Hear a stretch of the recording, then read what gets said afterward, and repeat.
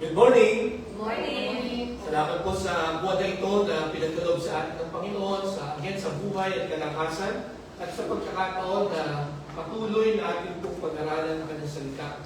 Panalangin po natin yung buwan na ito at sa mga susunod na buwan, yung mga ituturo sa atin ng Panginoon. Sana po, yung mga natutunan natin yung January, yung February, ito po ay ating pong naiaakot na sa ating pong buhay.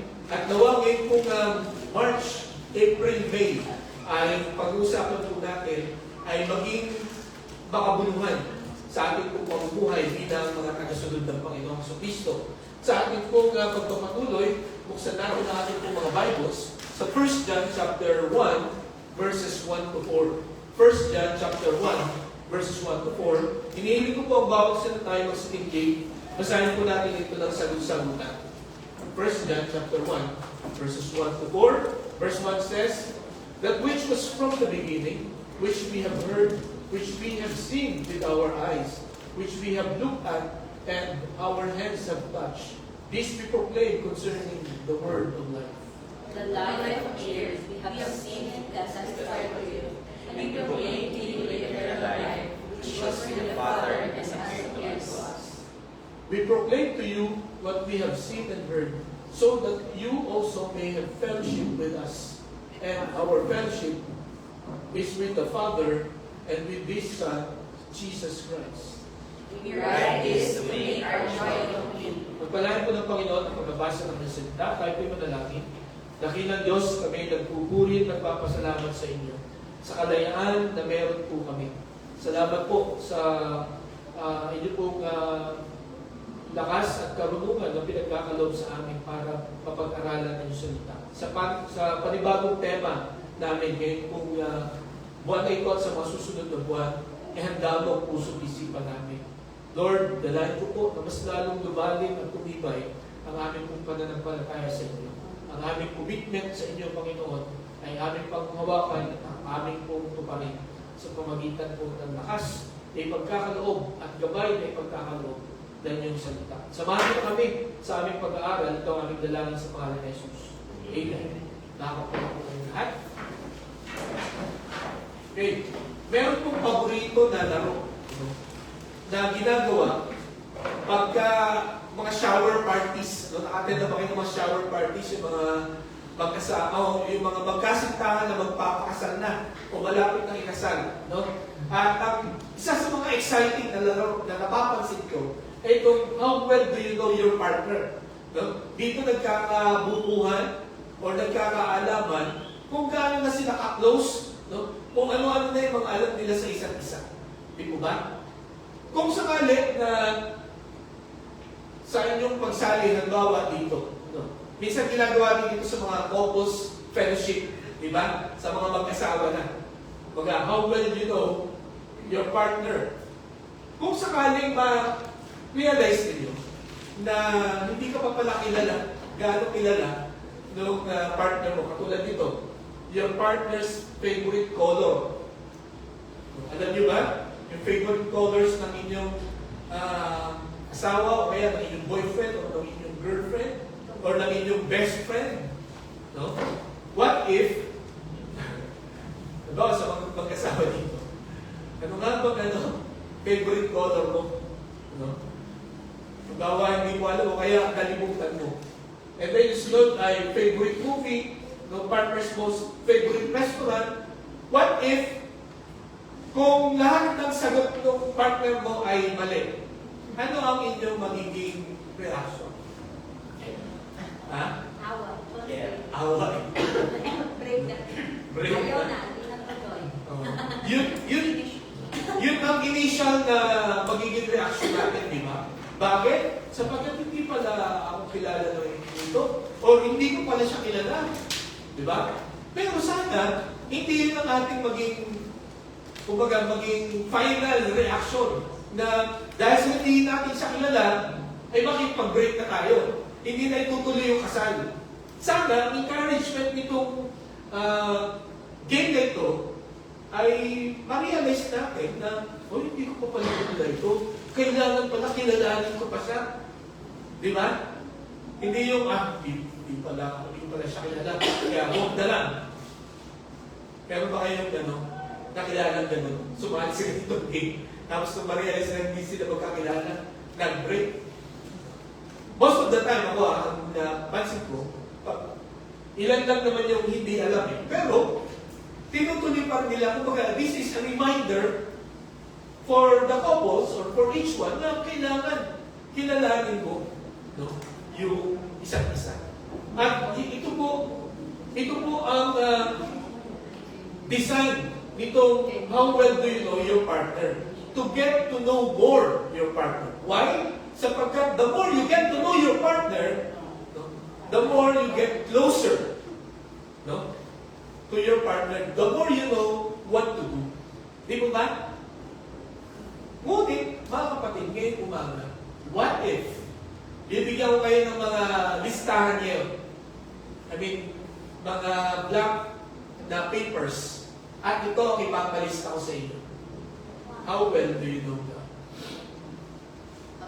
Sino ang mananalo kaya sa atin? O si David, mananalo si David. Gaano kaya karami sa umagang ito ang alam natin about our God? Do you know Him well? Kaya mo ba siyang ikwento convincingly sa isang tao na hindi kumikilala sa Diyos? No? Kaya mo ba ipatotoo sa ibang tao na itong Diyos na sinasamba mo, Diyos na sinusundan mo, ay karapat-dapat sambahin, sundan? Di mo ba?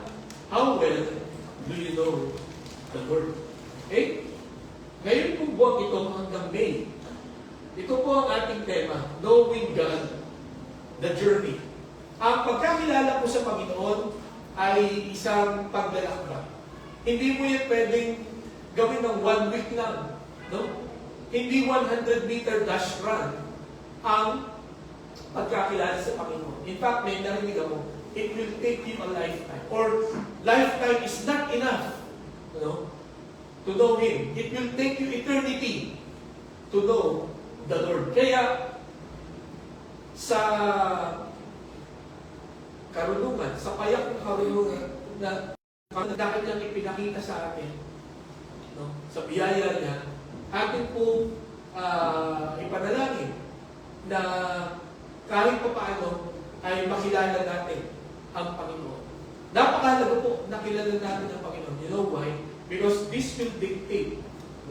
Your knowledge about God will dictate your behavior. Okay? Sa anong mga paraan? Halimbawa, kung kilala mo ang Diyos, iba ang iyong pag-solve ng mga problema. Sa family mo, sa school, sa work, kung may Diyos kang sinasamba. Pero wala kang Diyos, or hindi mo kilala ang Panginoon, iba rin iba ang paraan mo ng pag-solve. Diba? Iba ang reaction mo pagka ikaw ay natalo kung ikaw ay may Diyos. Di ba? At iba rin ang reaction mo pagka ikaw naman ay naging successful kung meron kang Diyos. Iba rin pagka wala sa success at saka sa failures. Kaya mga kapatid, sa umagang ito, sa buwang ito, nawa ihanda natin ang ating puso at ating isipan. I do not know kung gaano kalaki o gaano karami ang pagkakilala mo sa Panginoon. But to tell you honestly, matagal na akong Kristiyano. Ako po ay 42 years ng Kristiyano. Kasi tanda ko ang CGBC Kalapan. And I tell you this, kahit na ako'y nag-aaral sa Bible School, kahit na lagi kong binabasa ang Bible, honestly, hindi ko pa kilala talaga ang Panginoon. I need more time. I need more studies to really know who God is in my life and in our lives. Kaya, nawa sama-sama tayo mga kapatid na kilalanin sino nga ba ang Panginoon. Or kilala nyo na ba ang Panginoon? Ang panalangin po ngayon kung umaga ay mas marami pa tayong bagong matutunan doon sa alam na natin. Pero this time, ang gusto ko po na matutunan natin sa Panginoon, no? Bukod sa mga bago, kundi mas personal natin na makilala siya. Hindi lamang theory, no? Hindi lamang yung mga nababasa natin sa Bible. But we will know the Lord through experience. Sapagkat doon po, magbabago ang ating behavior, doon magbabago ang ating way of life when we experience, no? Or when we know the Lord through experience. So, ang sabi po sa 1 John chapter 5 verse 13, basahin nga po natin. Ready? Begin. I write these things to you who believe in the name of the Son of God, so that you may know that you have eternal life. Alam niyo po, bakit 1 John ang ating pong pag-uusapan para makilala natin ang Panginoon? Sapagkat, according sa research, sa survey, ano po, based sa kung anong version na meron kayo, meron daw po 32 to 40 times na inulit ni John ang word na know. You may know. No? At yung word na know dyan, kung titignan natin po sa Greek, no, yung literal meaning niyan ay know by experience. Not only know or knowledge, no, by head, no, kundi knowledge through experience. Ngayon po nga umaga, masasabi niyo po ba na yung pagkakilala niyo sa Panginoon ay head knowledge na or through experience? Naranasan niyo na ba ang presensya ng ating Panginoon? Meron po akong napanood na pelikula. Ang sabi po nung babae doon sa isang lalaki, mayaman ito, yung dalawang ito. Pareho silang may sasakyan at pareho silang may driver. Okay? Ngayon, sabi ng babae sa lalaki, kilala mo ba yung driver mo? Ang sabi ng lalaki, kailangan ko bang malaman? Kailangan ko bang makilala? Kailangan ko bang malaman yung personal na buhay ng driver ko? Ang sabi ng babae, ama, dapat. No? Dapat malaman mo yung personal na buhay ng driver mo. Why? Sapagkat araw-araw, pinagkakatiwala mo sa kanya ang buhay mo. Eh kung hindi mo siya kilala, eh baka ipahama ka niya. Okay? Ngayon, umaga mga kapatid, why is knowing God important? Because our lives is in God's hands. Or in God's hands. Hawak ng Panginoon ang buhay natin. Kaya kailangan makilala natin kung sino yung naghahawak ng buhay natin. Who is God? Okay? So, ngayon po nga umaga, meron tayong, ito po ang ating gusto ko nang matutunan dito po sa 1 John. No? The God who is accessible. No? Ito po ang gusto ko nang matutunan natin. The God who is accessible. Ang Diyos na madaling malapitan, madaling hanapin. Ganito ba ang turo sa inyo? Ganito po ba ang inyong tingin sa Panginoon? Madaling kausap? No? Madaling hanapin? No? Na-experience nyo na ba yung may gusto kang kausapin tao pero ang dami yung dadaanan na ano tawag nito? Marami ang dadaanan na stations bago ka makarating. At hindi ka masigurado kung yung mga stations na dadaanan mo, papayag lahat. No? Na-experience nyo na rin ba yung mawalan kayo ng access? For example, sa inyong telepono, nalimutan ninyo yung password. Di ba? Ang hirap, anong gagawin ko? Kaya kailangan kong mag-research, no? Kailangan may tawagan, paano kung malimutan mo yung password mo? No? Na-experience nyo na rin ba na kayo ay nagmamadali, no? Nagmamadali papasok sa office, tapos nalimutan nyo yung ID. Nakalagay doon, no ID, no entry. Di ba nakakainis yun? No? Pag wala kang access, no? Pag hindi mo dala. At ngayon po ba, mga kapatid, alam niyo po ba na hindi automatic na tayo ay makakapunta sa langit. Hindi automatic na makatatanggap natin ang blessing ng Panginoon. Meron tayong dapat na kilala para magkaroon tayo ng access. Meron tayong dapat na nasa buhay natin para tayo po ay makarating sa Panginoon, makabalik sa Kanya. At yun po ay walang iba, kundi ang Panginoong Kristo, na yan po ang ating pag-uusapan. Yan po ba na ito. So, mga kapatid, sana makita natin yung advantage, yung benefits, at yung blessing upon knowing that our God is accessible. Hanapin lang siya. Madali lang siyang hanapin. Madali lang siyang makita. Madali lang siyang lapitan. Okay? Lalo na sa panahon ng pangangailangan. Lalo na sa panahon na feeling mo nag-iisa ka. Lalo na sa panahon na parang wala kang magawa. No? Lalo na sa panahon na parang bang nalulunod ka na. No? Sa pressure, no? Sa stress. We need God. And God, our God, is accessible. Okay, ito pong 1 John ay sinulat ni Apostol Juan sa isla po ng Patmos. No? Yun, yung maliit na islang yun, na yan po ay sakop ng Turkey. Sa Turkey, hanggang ngayon po, yung islang yan ay nag-i-exist pa. No?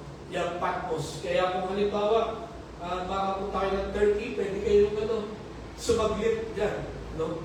Sa Patmos. At pagka nakapunta kayo doon, basahin niyo itong 1 John hanggang Revelation, sapagkat dito po sinulat ni Apostol Juan itong 3 o 4 na aklat na ito. 1st, 2nd, 3rd John, at saka yung Revelation. Siya po ay itinapon dyan. Siya ay ikinulong dyan. Why? Because of his faith. At sa 12 apostol po, no? Si Apostol Juan lang ang namatay sa katandaan. No? Lahat po ng mga apostles ay pinatay.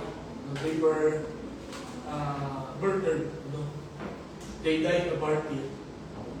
Yung mga apostles, except for Apostle John. At alam niyo po, nung simulat niya ito, siya ay matanda ng 90 to 95 years old na. No? So, parang ito, no, habang dito po siya sa island of Patmos, dito po siya nagkaroon ng reflection. No? Dito niya naalala. Dito ipinaalala ng banal na spirito lahat ng mga na-experience niya nung kasama niya ang Panginoong Jesus. At during this time din po, mga kapatid, lahat ng mga mananampalataya nakakaranas ng matinding persecution, pag-uusig. Hindi lang persecution, kundi false teaching. No? Maraming mga false teachers dito sa 7 simbahan ito, no? Na pumupunta para ituro na dapat hindi sumampalataya kay Jesus. Na hindi totoong Diyos si Jesus. Hindi dapat siya sundan. No? Kaya, nakakita ni Apostol Juan, kailangan kong isulat ito. No? Kailangan kong ipagtanggol. Kailangan kong patunayan sa mga mananampalataya at sa mga false teachers na ito that this Jesus is real. No? Itong Jesus na ito ay totoo sapagkat nakita ko siya, nahawakan ko siya, narinig ko siya. Totoo yung kanyang turo at dapat nasundan siya. Lalo na sa ganitong panahon, mas lalong sundan siya. Salamat sa Diyos sapagkat dito nga po sa Pilipinas, sa panahon ngayon, no? Walang nag-uusig sa atin. No? Walang kumahabol sa atin. Walang nagkukulong sa atin. Walang nagbabawal sa atin.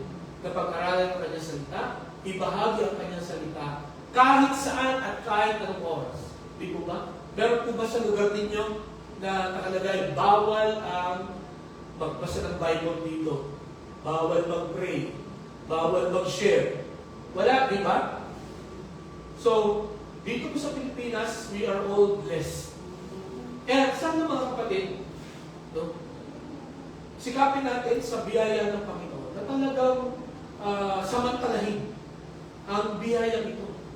Pag-aralan natin, ibahagi natin, sundin natin ang salita ng Panginoon. Sapagkat kung dito, sa panahon ito, kung 95 AD, or 70 to 95, 80 tayo na buhay, I do not know kung sino sa atin ang mananatili. No? Sino sa atin ang papayag na patayin because of our faith? Sino papayag sa atin na ikulong tayo because of our faith? Ang gusto kong sabihin dito ni John, dito po sa letter, I will follow the Lord. I will die for the Lord. I will live for the Lord because I know Him. I know Him well. Diba? At naniniwala ako ngayon umaga, if we know Him well, no? If we know that the Lord is near, that the Lord is accessible, we will live for Him. Okay? And we will die for Him. Okay? So ngayon po nga umaga, meron po tatlong proofs, no? Tatlong katunayan that God is accessible. No? Based po sa 1 John chapter 1, verses 1 to 4. Ang una, His presence was proclaimed. No? Ang kanyang presensya ay ipinangaral. No? Kaya masasabi natin na ang Panginoon ay malapit. No? Madaling lapitan. Sapagkat yung presensya niya ay ipinangaral ni Apostol Juan at ng iba pang mga apostol. Ang sabi po dito sa 1 John chapter 1, verse 1, sabi niya, that which was from the beginning, which we have heard, which we have seen with our eyes, which we have looked at, and our hands have touched. This we proclaim concerning the word of life.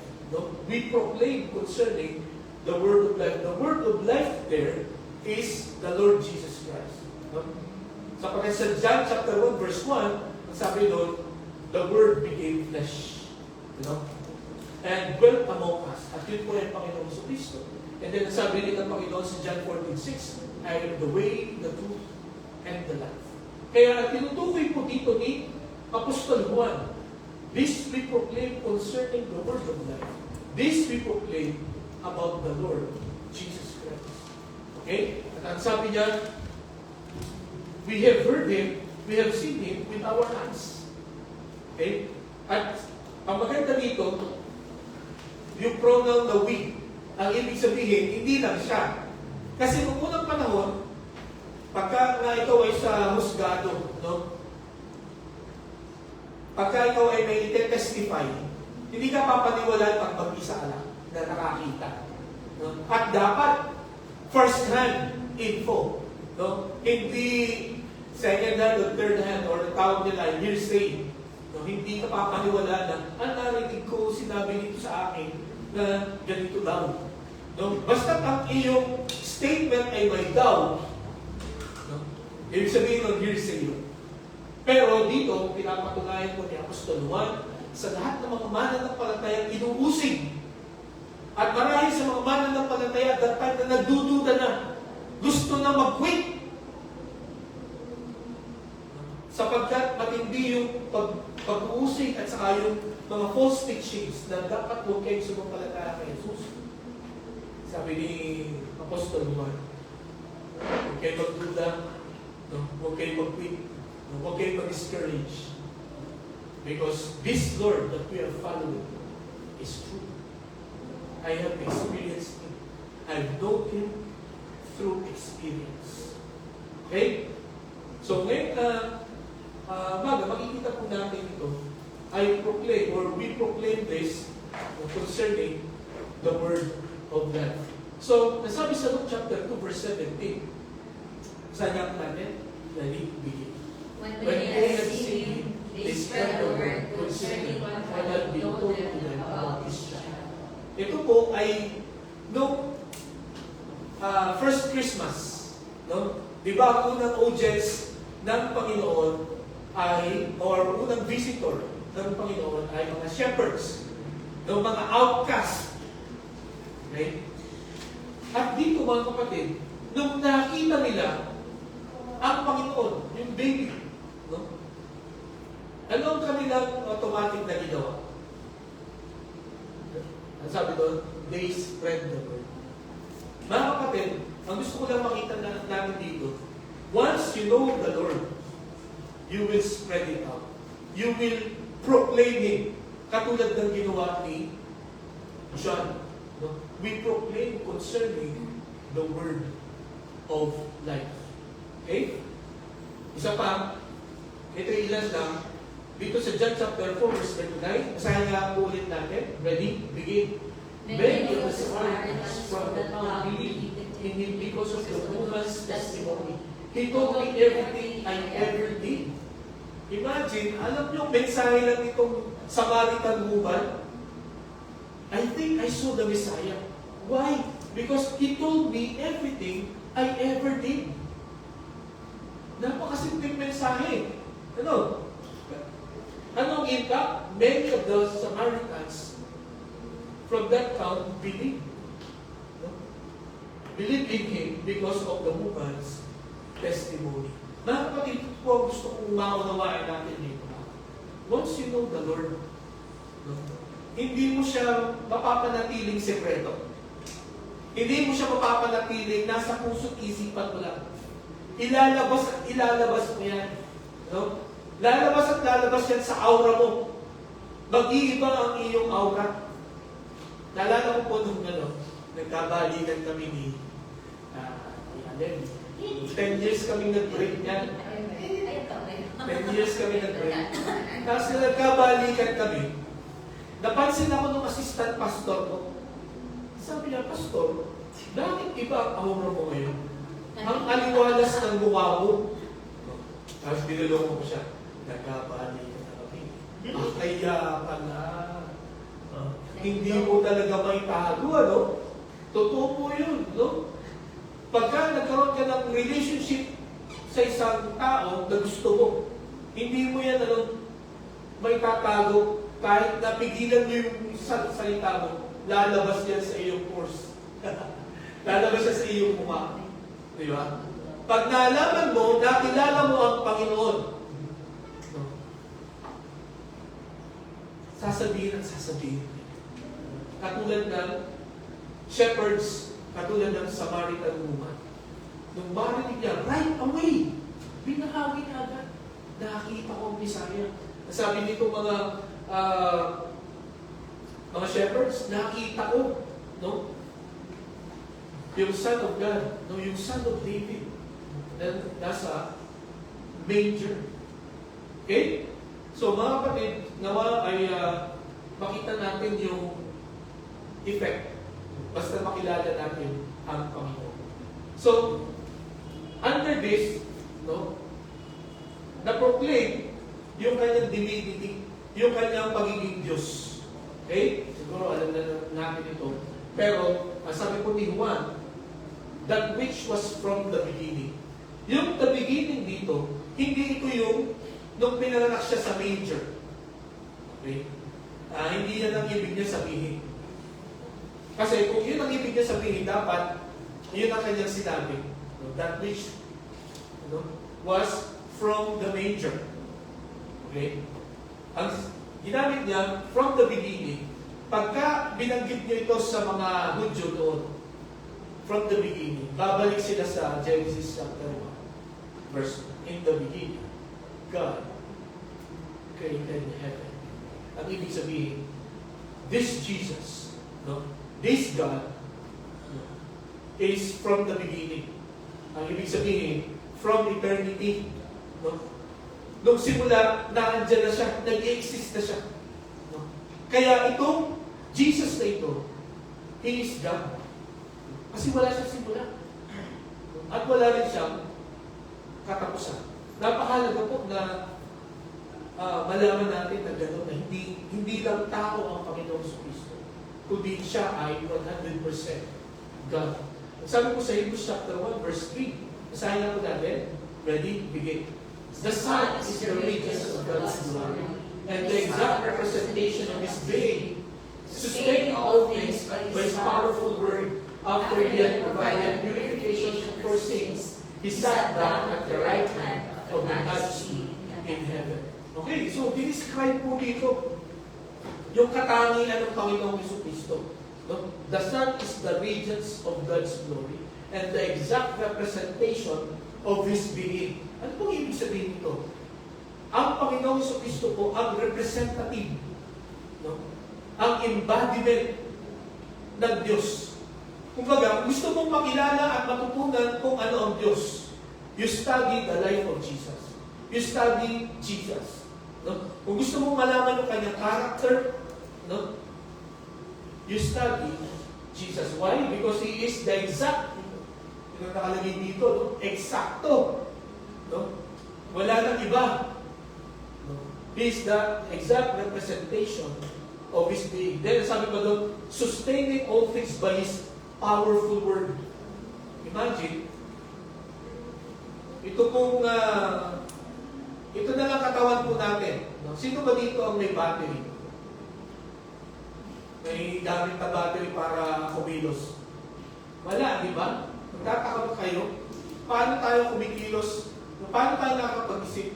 Paano tayo nakakarating sa mga pupuntahan natin? Di ba? Eh wala naman tayong battery. Wala naman tayong gasolina. Wala naman tayong makina. Di ba? Who is sustaining our strength? It is God. Ang Panginoon ang nagsusustain. At hindi lamang itong katawan natin, kundi lahat sa mundo ito. No? Maging ang kalawakan, maging ang universe. Bakit hindi nagbabanggaan yung mga planets? No? Yung mga stars ay nananatili sa kung nasaan sila. Ang Panginoon na nagsusustain. Walang agency, walang bansa ang kayang gumawa. No? Okay? So, sana sa ating pong pagbasa nitong talatang ito, mas makilala natin ang Panginoon. He is God. Ang sabi sa Colossians chapter 1, verse 15, the Son is the image of the invisible God, the firstborn over all creation. Okay, so, kung gusto makita ang itsura ng Panginoon, tingnan natin ang Panginoon Jesus. Why? Sabi niya, He is the image of the invisible God. Okay? So, pinakita dito ni Apostol Juan yung kanyang divinity, yung kanyang pagka-Diyos. Okay? So, this God who is accessible, no, is divine. No? Hindi siya Diyos-Diyosan. Hindi siya yung nakikita natin sa mga kalye, no, na drawing or picture, no, kundi itong Diyos na ito, He is Spirit, no, hindi mo kaya makita yung itsura na. Pero gusto malaman kung ano itsura na,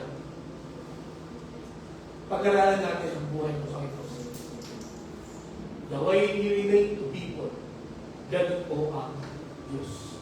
Then, hindi lamang po His divinity, but His humanity. No, yung kanyang pagkatao. Hindi lamang yung pagka-Diyos niya, kundi yung pagkatao niya. No, ang pre-proclaim, no, ang inihayag ni Apostol Juan. Sabi po dito sa 1 John chapter 1, verse 1, which we have looked at and our hands have touched. Okay? So, ano pong ibig sabihin nun? Yan, sabi ko sa inyo kanina, ang Diyos ay Espiritu, hindi mo siya makikita. Pero dito, sabi niya, which we have looked at and our hands have touched. Ang ibig sabihin, may physical body. Tinutukoy na dito yung humanity ng Panginoong Jesus. At alam niyo po ba kung bakit siya naging tao? To get closer to us. Alam niyo po ba na walang tao talaga na naghahanap sa Diyos? Ang dahilan kung bakit po sumasampalataya tayo ngayon sa Panginoon ay dahil hinanap tayo. Gumamit siya ng mga tao, no, para hanapin tayo ibahagi sa atin ang salita ng Panginoon. Salamat sa Diyos doon sa ating mga spiritual parents. Diba? Hindi sila tinaman, hindi sila nahiya, hindi sila natakot, hindi sila nagdalawang isip, hindi nila sinarili yung mensahe ng kaligtasan. Inutusan sila ng Panginoon para hanapin kayo at ako. Kaya nagpasalamat ako sa Panginoon. Kasi walang tao talaga na nagising na lang isang umaga at naisip niya na kailangan ko ng tagapagligtas. Kailangan kong mag-ahal ng Bible. Kailangan ko tanggapin si Jesus. I'm sure lahat po tayo dito, no? Kaya natin tinanggap sa ang Panginoon bilang salita at siya na pagligtas. Sapagkat may nagbahagi sa atin. May nag-imbita sa atin. May nangulit sa atin. Di po ba? Merong nagtyaga sa atin. Merong hindi tumigil na ibahagi sa atin ang salita. Nagsalamat sa mga tao na nagtyaga. In fact, marami pa rin ang nagtuturo sa akin yan kung ano mga dapat kong gawin sa aking Christian. And I thank God for them. Hindi sila nagdalawang isip na turuan ako. Kahit na ako ay matanda na. At kayo mga kapatid, be thankful to those people who are discipling you, who are sharing God's word to you, para malaman natin ano dapat natin gawin sa mundong ito habang tayo po ay nabubuhay. Okay? So, pinakita dito ni Juan, God is accessible because He is divine and He is human. Lumapit siya sa atin. Hindi tayo inintay ng Panginoon na pumunta sa Kanya. Siya ay lumapit sa atin. He became a human being. Stop. Yun. Sabi sa John chapter 1 verse 4, the Word became flesh and made His dwelling among us. We have seen His glory, the glory of the one and only Son, who came from the Father, full of grace and truth. Okay. Sabi niya, the Word became flesh and made His dwelling among us. Okay. Naging katawan, naging tao ang salita, which is the Lord Jesus Christ. At siya ay nabuhay sa kalagitnaan natin. Nabuhay siya na katulad natin. Nabuhay siya na kasama natin. Hindi siya iba. Ano? Hindi siya yung dahil siya ay Diyos, no? Siya ay kumikinang. No? Hindi. Although, doon sa Transfiguration, Mount of Transfiguration, once lang, no? Na siya ay kuminang. Nagpagkakapag-usap siya sa Diyos Ama. Pero, ang sabi dito, He dwelt among us. Nakisama siya sa atin. And then, ang sabi pa sa Philippians chapter 2, verses 6 to 8, who being in a very nature God, did not consider equality with God something to be used to His own advantage. Rather, He made Himself nothing by taking the very nature of a servant, being made in human likeness, and being found in appearance as a man. He humbled Himself by becoming obedient to death, even death on the cross. Now, if you are the most powerful person in the world, natutupa sa isang bansa, natutulungan mo, ano ang dating mo dapat?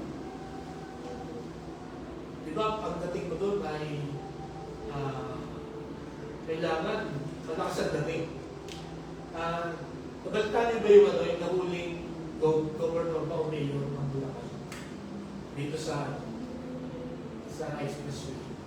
Yung isang artista. Nahuli siya. Alam niyo kung bakit? Sapagkat pagka siya ay lumabas sa kanyang opisina, pag dumas sa highway, 4 na lane ang sakop. Kumbaga, 4 na sasakyan na sa kanya, naka-guardia. So talaga sakop yung game, wala makakasingit. So, imagine, ganun siya ka tingin, ang tingin niya sa sarili, ganun siya ka powerful. Kaya hinuli siya ng MMDA. Diba? Ang Panginoong Jesucristo, He has all the reasons in the world para magpakitang gilas pagdating niya dito. Pero anong ginawa niya? Being found in appearance as a man, He humbled Himself by becoming obedient to death, even death on the cross. Sabi pa doon, by taking the very nature of a servant, being made human in human likeness. When He came, He looks like a servant, alipin, alila. Kaya nga sabi sa Isaiah chapter 53, there is no beauty that you should desire it. Kasi sobrang Simple yan. Kaya yung nakikita natin sa picture na makinis ang balat, tapos di ba may kamay na candle shape yung kamay niya. Hindi po yun ang tunay na picture ni Jesus. Why? Because He's the son of the carpenter. Nakakamay na ba kayo sa kamay ng carpentero? At noong unang panahon, pagka ikaw ay anak ng carpenter, or pagka tatay mo ay carpenter, ang ibig sabihin, hindi ka niya kayang pag-aralin ng college. At pagka hindi ka kayang pag-aralin ng college, ang gagawin mong trabaho ay katulad ng trabaho ng tatay na karpintero. Sina Peter, Andrew, James, and John, bakit sila mangingisda? Sapagkat ang tatay nila ay mangingisda. No? Hindi sila kayang pag-aralin sa college. Kaya sila yung naging mangingisda. Ang Panginoong Jesucristo, nung dumating siya dito, He came as a servant. No? Si Joseph and Mary, hindi sila ganun kayaman. No? In fact, Joseph is a carpenter. Kaya naniniwala ako, kapag kinamayan mo ang Panginoong Jesucristo, during that time, ano ang nararamdaman? Mga kalyo. No? Hindi ganun kakinis ang kanyang dala. Yun yan, He took the form of a servant. Okay? At bakit niya ginawa? Para ipalam sa atin na He is reachable. Tao siya. Diba? Hindi siya Diyos na sobrang layo, na hindi mo kayang abutin. Hindi mo ba? At alam po ninyo, yung bata po ako, yun ang tinuro sa akin ng aming parents. Hindi ka basta-basta pwedeng lumapit sa Diyos. At pagka hindi mo siya sinunod, magagalit sa iyo ang Diyos.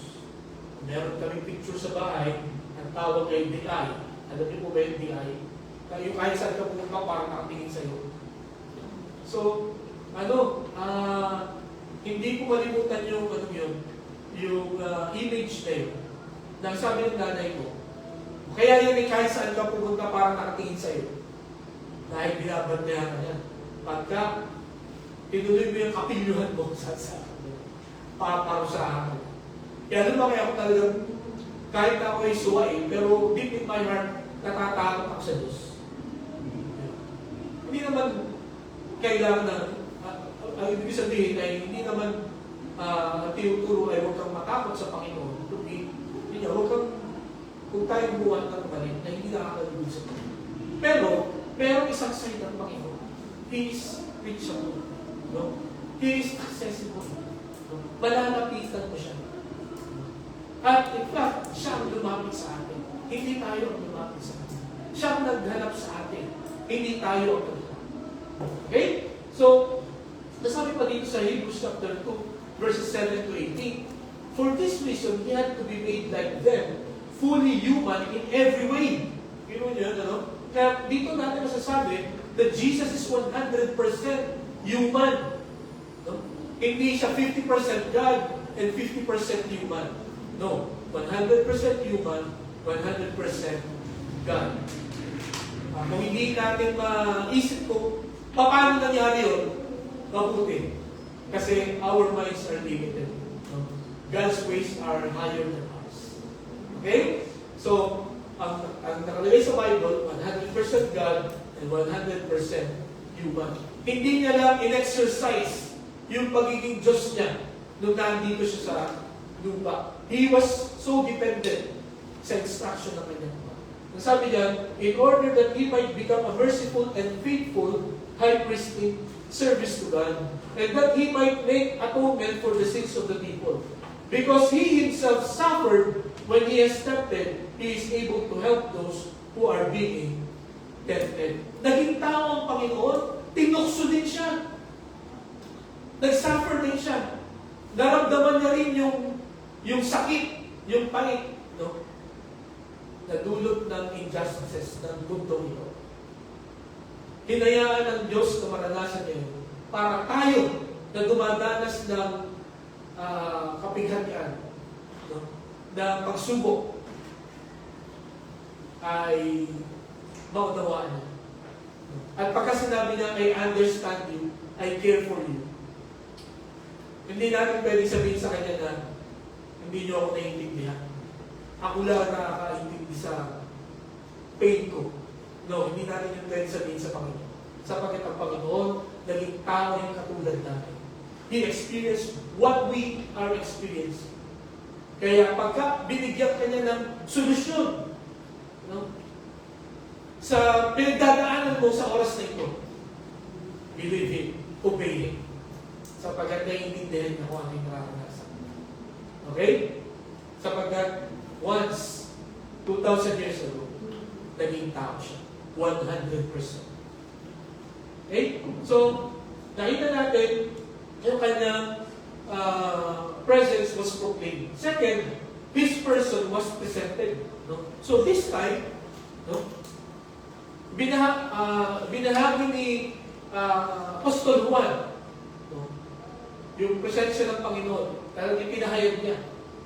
Ngayon naman, ipinakita niya, no, yung kanyang persona. No? Dinescribe niya yung kanyang pagiging tao. Sabi niya, proclaim concerning the word of life. The life appeared. Yung life God, ito ang Panginoon Kristo, the life appeared, we have seen it and testify to it. No? Itong buhay na ito ay nagpakita, no, nagkatawang tao. At nakita namin, personally, first hand, nakita namin, at pinapatotohanan namin yan.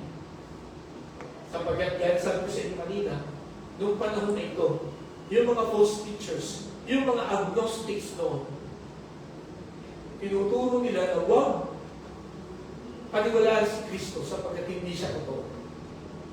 Okay? Kasi ang paniwala ng mga agnostics noon ay ang human flesh ay masama. Ang spirit ay mabuti. So, hindi pwedeng maging human being si Jesus. No, kung itinuturo mo siya ay Diyos, tapos naging tao, ibig sabihin masama si Jesus. Diba? Or kung makikita mo, kung sasabihin mo nakita mo siya, baka illusion lang yun. Yun ang katuwa ng mga agnostics. Baka illusion lang, baka hindi siya tunay na tao. Kaya paulit-ulit na sinasabi dito ni John, I've seen him. I've touched him. No? Totoo siya, tao. Okay? Sapagkat itong word of life appeared. No? Nung siya ay pumunta dito sa lupa. So, under this, his person was presented to a certain place. No? Para patunayan na talagang ang Panginoong Kristo ay dumating dito sa lupa. Ayan. Siya ay dumating sa lugar na kumbaga mapupuntahan natin. No? Ang una, sabi dyan, sa Micah chapter 5, verse 2, basahin natin. Ready? Begin. But you, Bethlehem Ephraim, though you are small among the clans of Judah, out of you will come for me one who will be ruler over Israel, whose origins are from of old, from ancient times. And then pagdating dito sa Matthew, no, after 600 years, or 700 years, ito na yung katuparan. Sabi niya, in Bethlehem, Judea, they replied, for this is what the prophet has written. But you, Bethlehem, in the land of Judah, are by no means least among the rulers of Judah. For out of you will come a ruler who will shepherd my people, Israel. Yun pong ruler na yan na tinutukoy dyan ay ang Panginoong Jesucristo. Pansin niyo itong highlighted dito. No, by no means least among the rulers of Judah. Dito, you are small among the clans of Judah. So, small na yung Bethlehem, the smallest and the least. Doon siya pinanganak. Again, kung ikaw ang Diyos, ikaw ang pinakamakapangyarihan sa lahat, saan mo pipiliin na ipanganak? Siyempre sa capital dapat, sa Jerusalem. At saan mo ipapanganak sa ang lugar, specifically, gusto mo ipanganak? Di ba sa pinakamahal na hospital dapat? At dapat meron kang maraming mga aids. Diba? Pero sa pinanganak ang Panginoon, sa medyo, sa samsara. Hindi ko ma-imagine paano naisip ng Panginoon.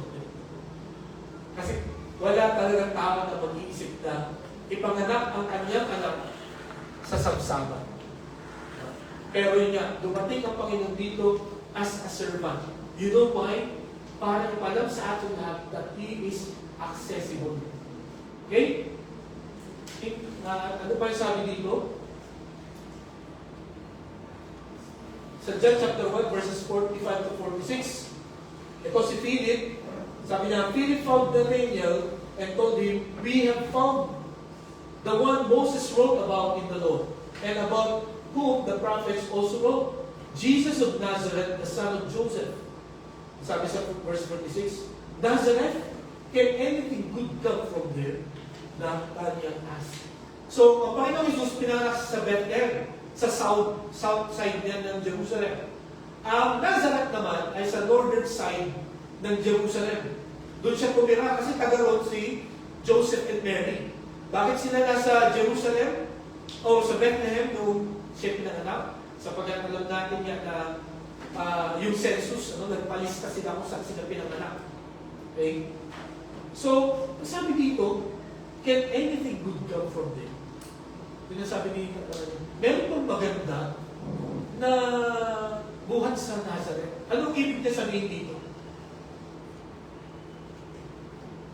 Ang ibig niya sabihin dito, hindi sikat yung lugar na yan. No?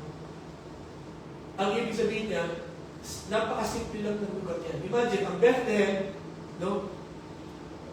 It is the least and the smallest among the clans of Judah. Kumbaga, itong pinakamaliit na baryo, no, sa Judah.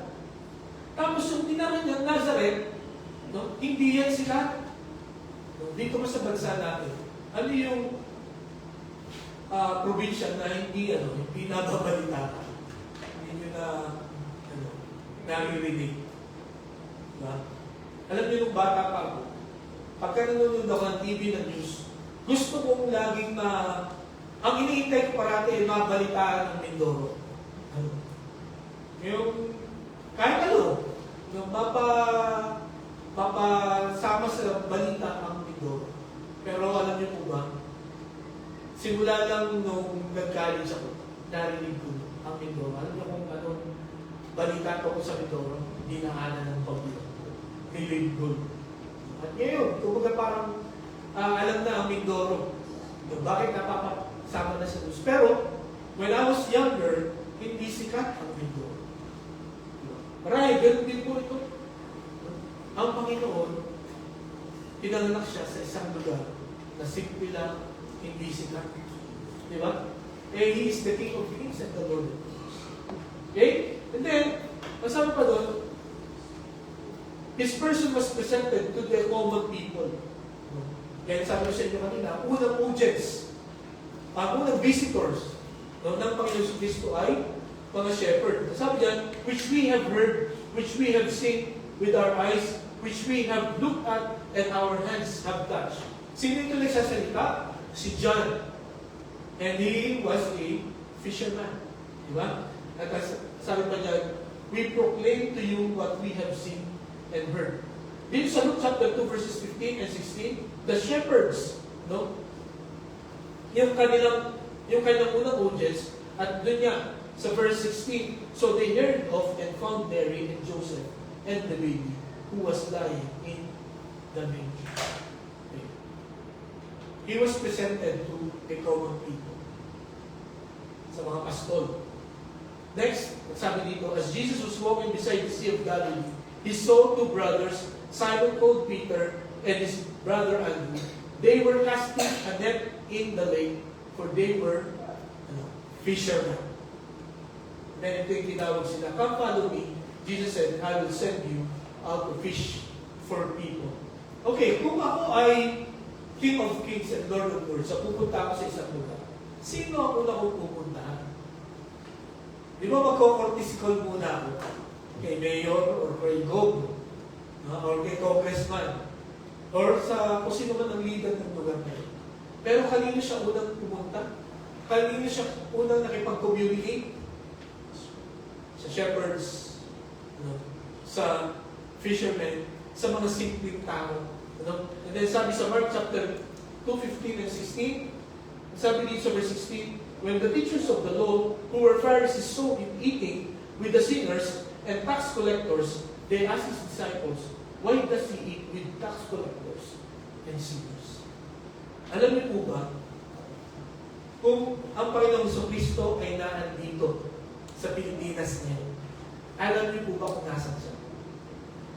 Saan siya tatambal? Ang pupuntahan niya, makikita natin yung lugar, may doon sa mga lugar, no, marahil na doon siya sa Ermita, no? Doon sa maraming mga prostitutes, no? Marahil ang mga kausap niya parati, yung mga tinuturing natin, mga makasalanan. Di po ba? Yun ang kinakausap niya. Bakit? Nasabi dito, for the Son of Man came to seek and to save the lost. Okay? Nasabi pa dito, Jesus answered them, it is not the healthy who need a doctor, but the sick. I have not come to call the righteous, but sinners to repentance. Ang kanyang hahanapin, ang kanyang kakausapin, ay yung mga tinuturing natin ng mga makasalanan. Yung hahanapin niya. At ang maganda dito, siya ang naghahanap.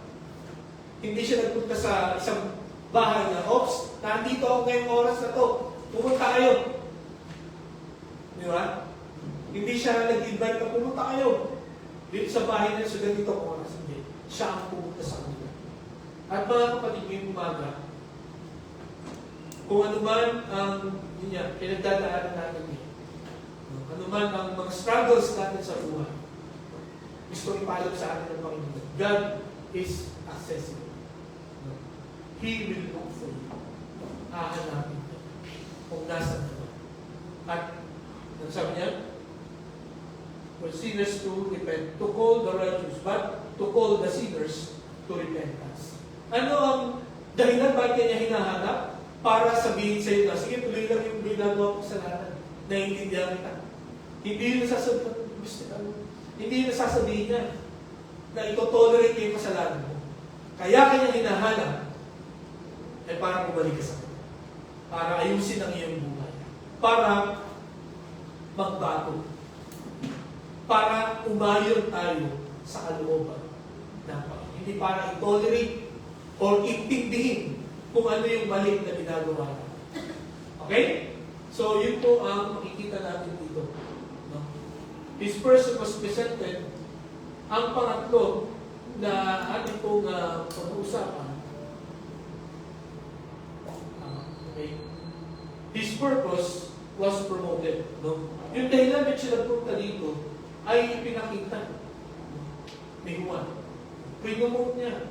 No? Hinikayat niya ang mga tao na lumapit kayo sa Panginoon.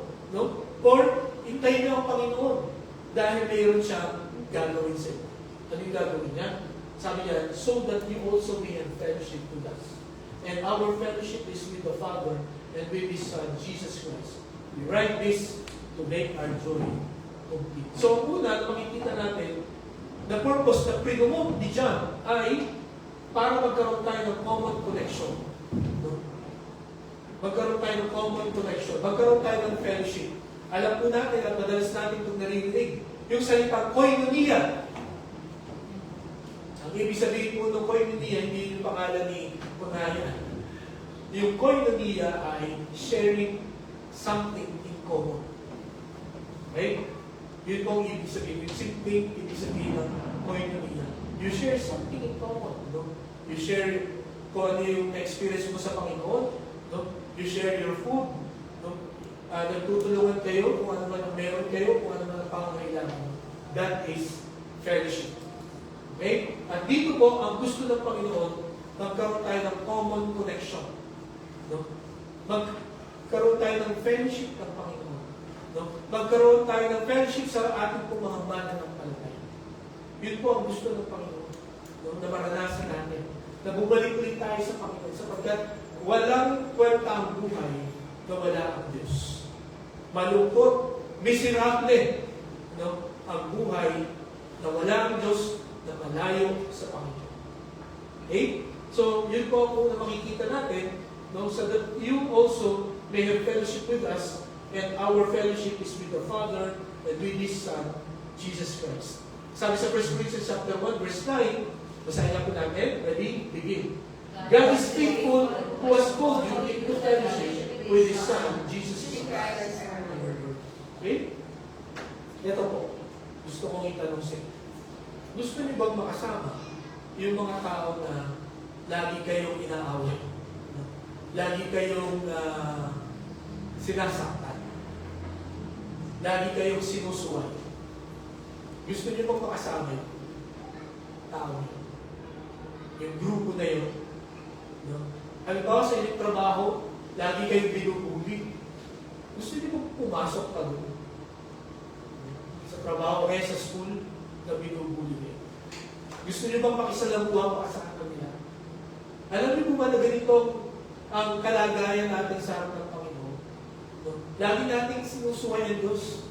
Lagi natin siyang sinasaktan. Pero, ang sabi dito, God is faithful.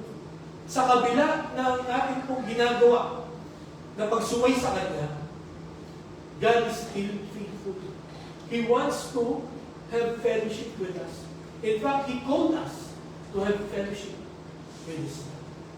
Diba? Halimbawa, yung anak ko, pagka dinala mo doon sa school na yan, alam mong aawayin. Ano gagawin mo sa anak mo? Ilalayo mo na yung anak mo doon. Pero ang Panginoon, ano? He is faithful. Sa kabila na yun niya, hindi tayo sumusunod sa Panginoon. He is faithful. But He called us to have fellowship with His Son. Napakabuti ng Panginoon. Bakit po? Anong purpose? Para mahalapin tayo. Para ipalab sa atin that God is accessible. Kumbaga, inilapit na niya yung sarili niya. Ginawa na niyang available at reachable ang sarili niya. Para tayo pong lahat, no, ay lumapit sa Panginoon. Ay bumalik sa Panginoon. Hindi lumayo sa Kanya. Kasi noong Old Testament, no, boses lang ang naririnig, no, ng mga Israelites. Noong Old Testament, pusok lang yung nakikita nila.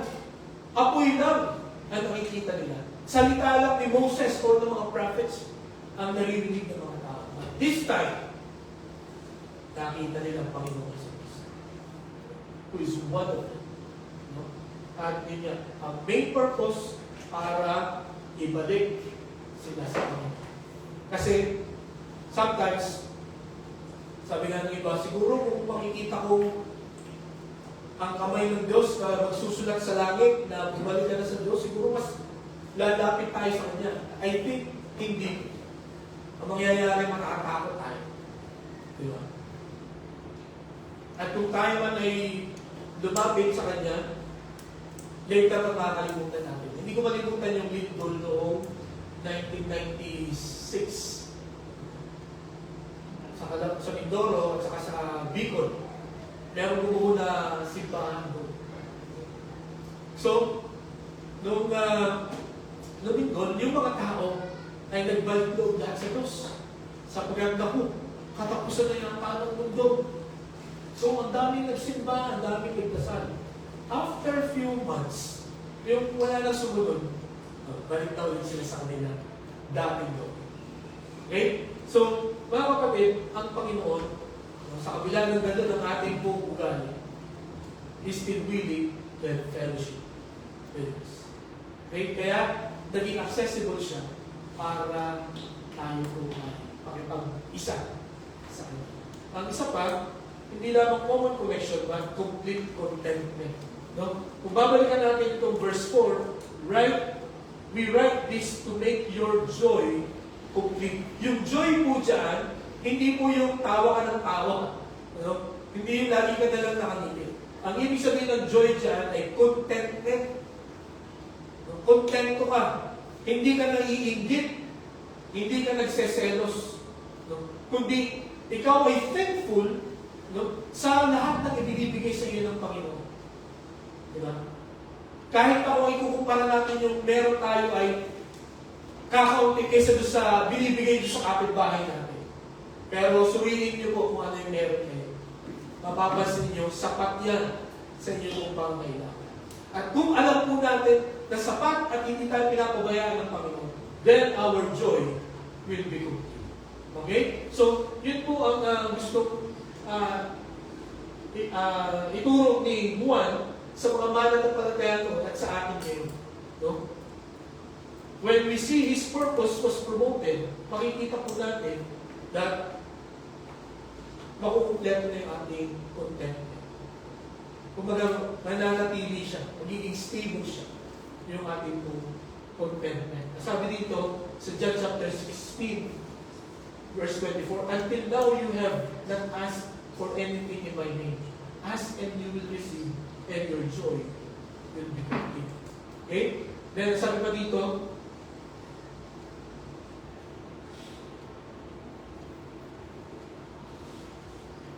sabi sa John 5:14, this is the confidence we have in approaching God, that if we ask anything according to His will, He hears us.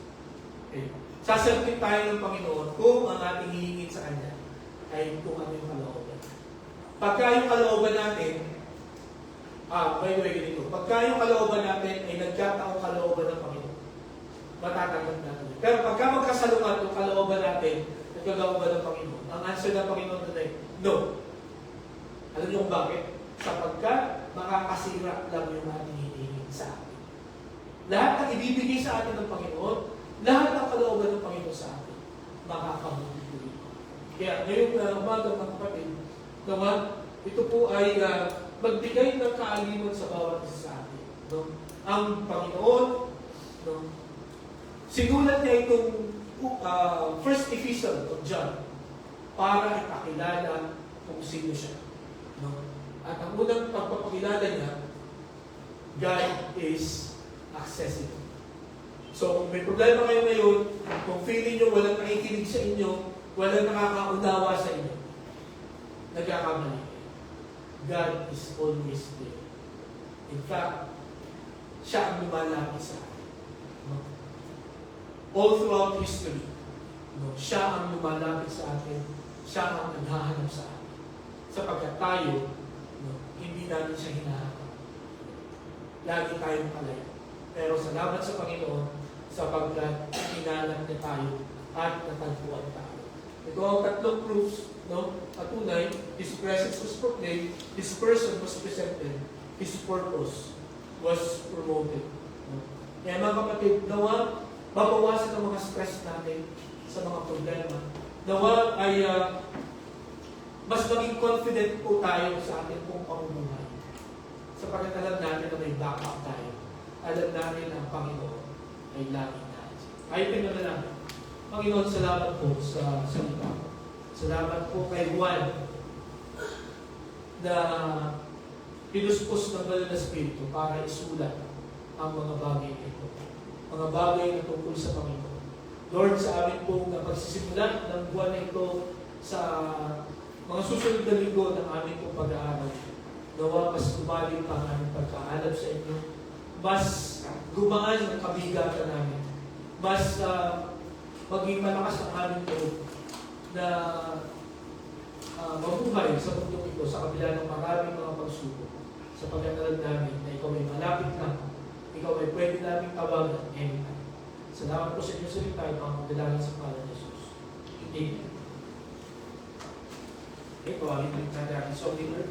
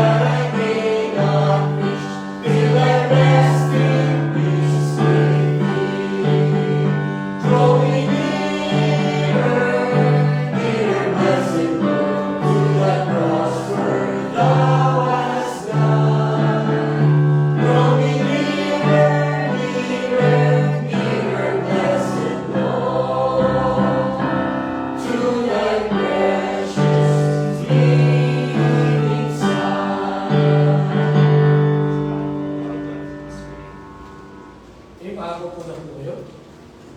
Para po sa ating Lord's Table, ngayon po bagang ito, since ngayon po ay first Sunday of the month, buksan po natin ang ating Bibles sa 1 Corinthians chapter 11 at babasahin po sa inyo ang verses 23 to 30.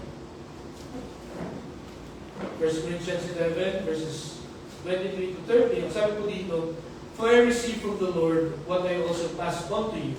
The Lord Jesus, on the night he was betrayed, took bread, and when he had given thanks, he broke it and said, 'This is my body which is for you. Do this in remembrance of me.' In the same way, after supper, he took the cup, saying, 'This cup is the new covenant in my blood. Do this whenever you drink it in remembrance of me. For whenever you eat this bread and drink this cup, you proclaim the Lord's death until he comes. So then, whoever eats the bread or drinks the cup of the Lord in an unworthy manner will be guilty of sinning against the body and blood of the Lord. Every one ought to examine themselves before they eat of the bread and drink from the cup. For those who eat and drink without discerning the body of Christ eat and drink judgment on themselves. That is why many among you are weak and sick, and a number of you have fallen asleep." So ngayon po umaga ay nais ko pong balikan natin itong mga talatang ito na ating pong binasa na bilang paalala sa atin, ibalik ang ating pong mga kaisipan sa kung paano po iniligtas ng Panginoon ang ating pong mga kaluluwa. Na nasira po ang kanyang katawan, dumaloy ang kanyang dugo, para tayo po ay magkaroon ng kaligtasan. Mga kapatid, dahil sabi ko sa inyo kanina, ang pagpunta sa langit ay hindi automatic. Hindi porket tayo nilikha ng Diyos, tayo po ay automatic na tayo ay babalik sa langit. Tandaan po natin, pagkabat tayo nilikha ng Panginoon, tayo po ay sumuway sa Kanya. Tayo po ay nakagawa ng kasalanan na nagputol ng relationship natin sa Kanya. Pero salamat sa Panginoon sapagkat sa kabila na tayo ay nakagawa ng malaking kasalanan sa Kanya. At sa kabila na wala tayong kakayahan na ibalik yung relasyon na yun, ang Panginoon ay gumawa ng para. Yun nga, ang Panginoon, pinakita niya that He is close to us. He is accessible. At ang ultimate na pagpapakita niya ng kanyang pagdanais, ng kanyang desire na lumapit sa atin, ay nung nagkatawang tao ang Panginoon Jesus. When He became one of us. Hindi madaling gawin yun. Pero dahil Diyos siya, yun po ang kanyang ginawa.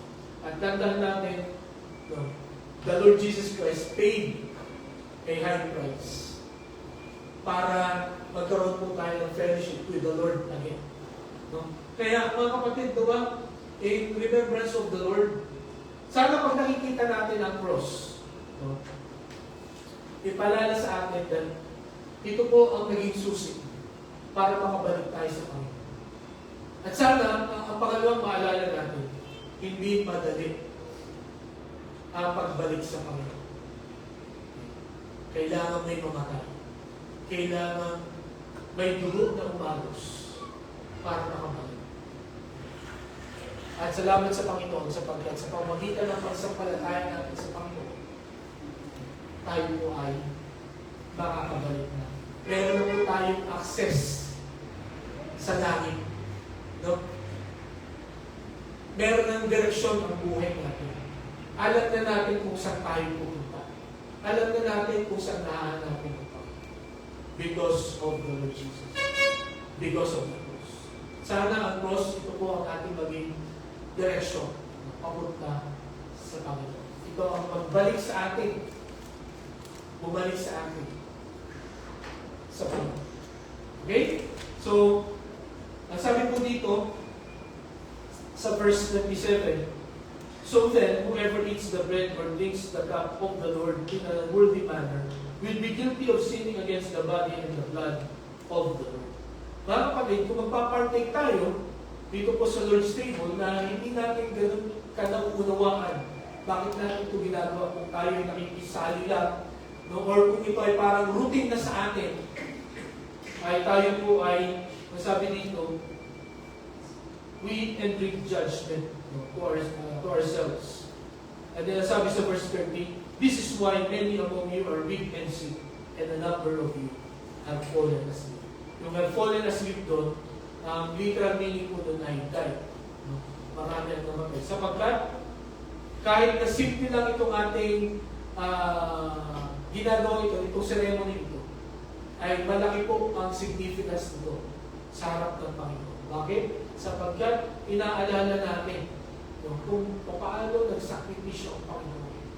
Paano nasira ang kanyang katawan, paano bago sa kanyang buhay, para iligtas kayo. Kaya naman, ang ating kung nasa puso, as we participate, as we partake, magkaroon po tayo ng thankful heart.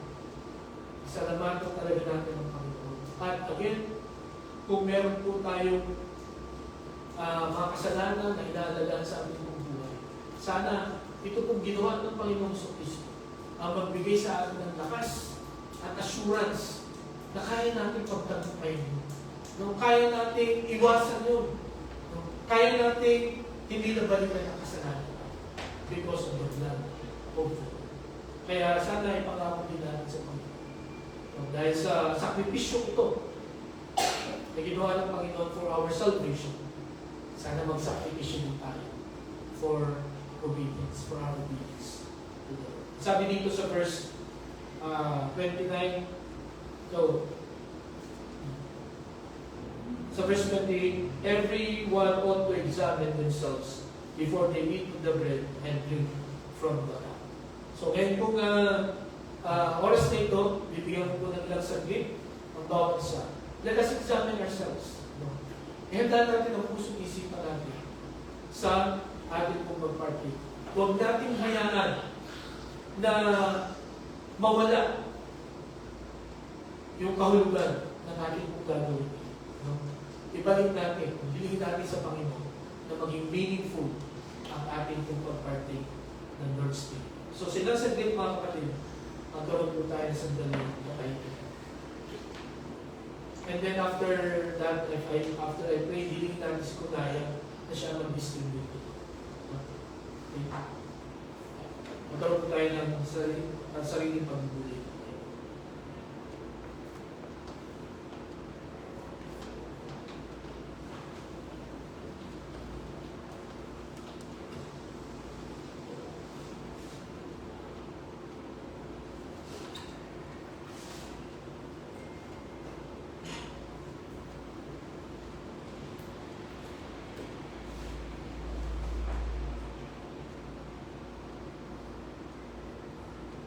The Lord Jesus, on the night he was betrayed, took bread, and when he had given thanks, he broke it and said, tayo po'y manalangin.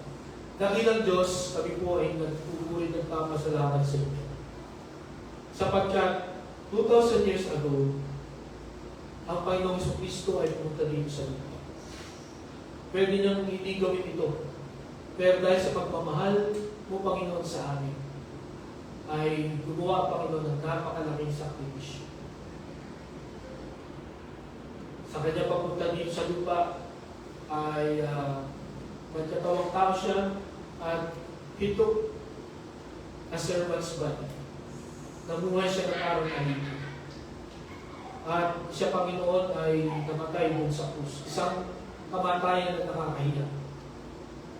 Ngunit ginawa niya yun sapagkat pinasa niya ang lahat ng aming mga kasalanan.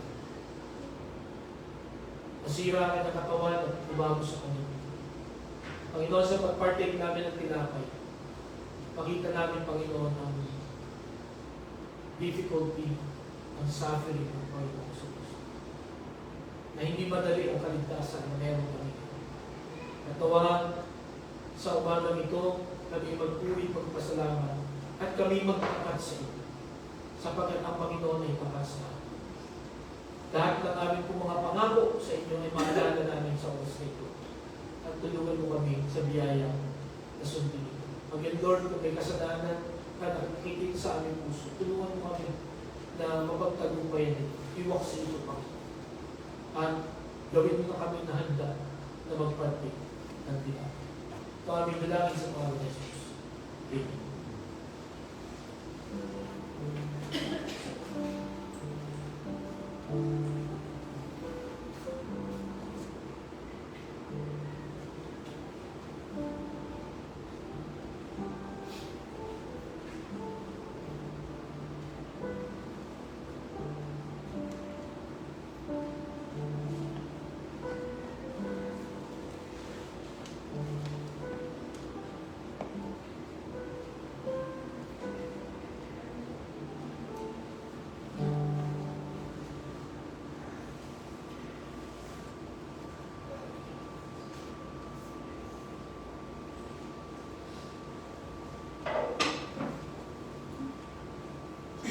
This is my body which is for you. Do this in remembrance of me.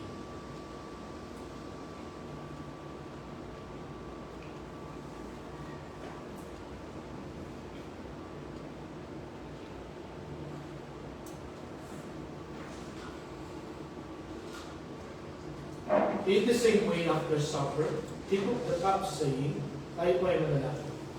Panginoon, salamat po sa dugo na dumaloy sa krus ng Kalbaryo. Sabi ng inyong salita, walang kapatawaran ang aming mga kasalanan kung hindi dumaloy ang dugo ng Panginoon. Salamat po sapagkat hindi ito pinagkait ng Panginoon. Napakahirap po nito. Pero salamat po. Because of your love for us. Gusto mo kami na magsisi. Gusto mo kami manumbalik sa iyo. At kahit gano'n katindi ang sakripisyo, sinuhin ito ng Panginoon Jesus. Kaya Panginoon, sa umaga ito, tulungan mo kami sa pagparting ito. Meron kami mapagpasalamat na puso. At kami, Panginoon, ay bigyan mo ng tapat na puso, Panginoon, na susunod parati sa inyo, Panginoon, na utos sa akin. Nawa ang ceremony na ito, nawa ang pag-alaala ito, ay pagbalik sa amin sa kung ano ang dapat namin gawin bilang mga Kristiyano, bilang mga kasunod. At yun po ay pakinggan lang kung ano po ang inyong utos sa amin at yun lang ang amin po gawin ng buong lakas, buong puso, buong pag-iisip po natin. Sapagkat yan po ang ginawa mo sa amin sa pagliligtas mo sa bawat isa. Panginoon, salamat po sa kaligtasan ng ito. Ito'y aming dalangin sa pangalan ni Jesus.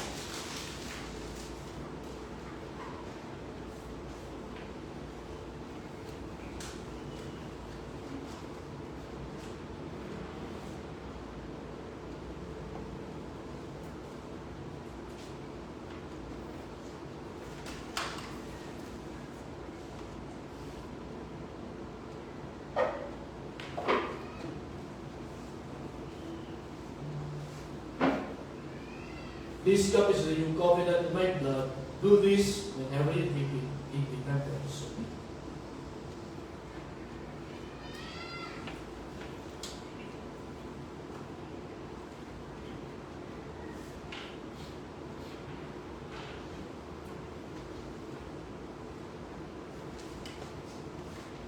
Ating po gamitin ang thank you Lord for saving my soul. Gawin natin ang dalawang message. Ready? Sing. Thank you, Lord, for saving my soul. Thank you, Lord, for making me whole. Thank you, Lord, for giving to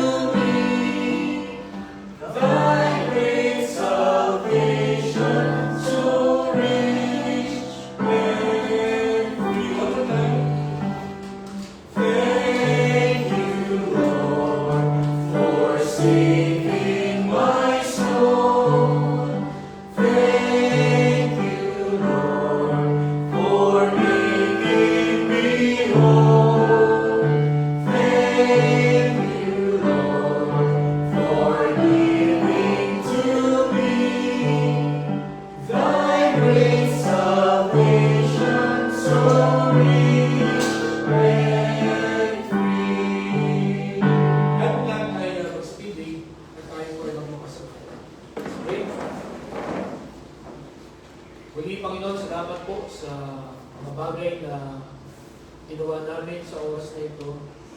Salamat again sa liberty na meron po kami.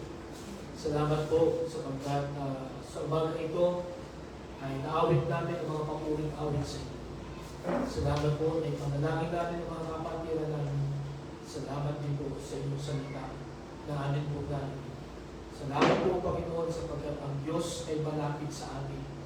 Anytime na kami ay tumawag, anuman ang pinagdadaanan namin, anuman ang sitwasyon ng buhay namin, Panginoon, Ikaw po ay aming makakawagan.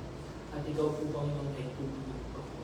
Kaya Lord, ang katotohanan ito, nawa ay magbigay ng kaaliwan sa amin at lakas ng loob na harapin ang bawat hamon na amin pong makakasalan mo sa bawat araw. Sa aming trabaho, sa aming pag-aaral, sa aming family, sa aming community. O Panginoon, nawa yung mga stress na amin pong nararamdaman, yung mga kabigatan na nararamdaman namin, ay maging magaan sapagkat alam po namin na ang Panginoon ay handa na buhatin, tanggapin at tanggalin ang mga kabigatan. Tulungan mo lang kami, Panginoon, na laging tumawag sa inyo. Lagi kami maging conscious that your presence is within us, Lord. Kaya, Panginoon, tulungan mo po kami na ipabuhay ang aming po mga natutunan ito sa inyong salita. Salamat po at naalala namin kung paano kami niligtas ng Panginoon. Salamat po, Panginoon, sa aming langit sa pangalan.